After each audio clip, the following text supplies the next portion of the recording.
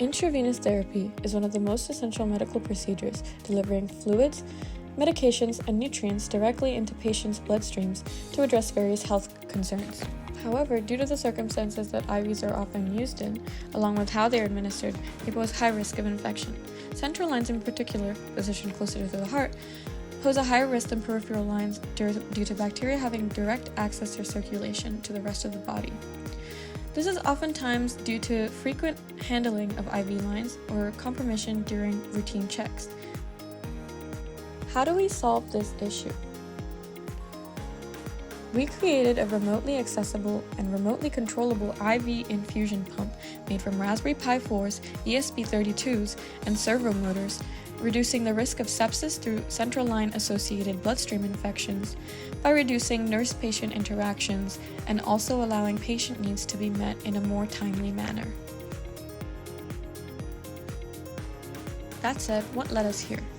Originally, we tried to obtain a broken IV pump, however this did not work. So we took a trip to Hershey Medical Center with our sponsor to see firsthand how IV pumps work and why this project is important, in order to reduce patients contracting CLABSI and even sepsis.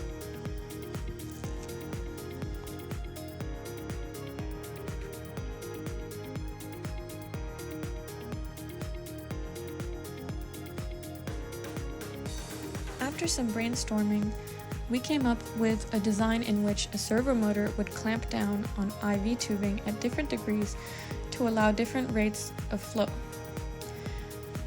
This servo would be signaled by an ESP32, which receives signals from a Raspberry Pi 4 that's connected to a screen and to allow nurses to input different drug doses and durations.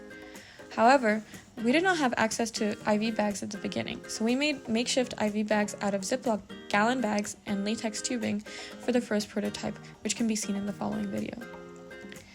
In this video, it is seen that we are able to input a drug, a dosage, and a duration, which then sends a signal to the servo arm and opens at a certain degree to allow the fluid through.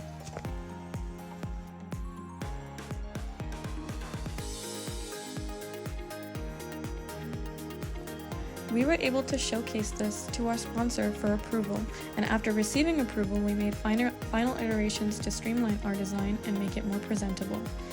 Here is the final demo of our design, in which a screen can be kept in a central location outside all patient rooms, and it controls the opening and closing of the IV tubing.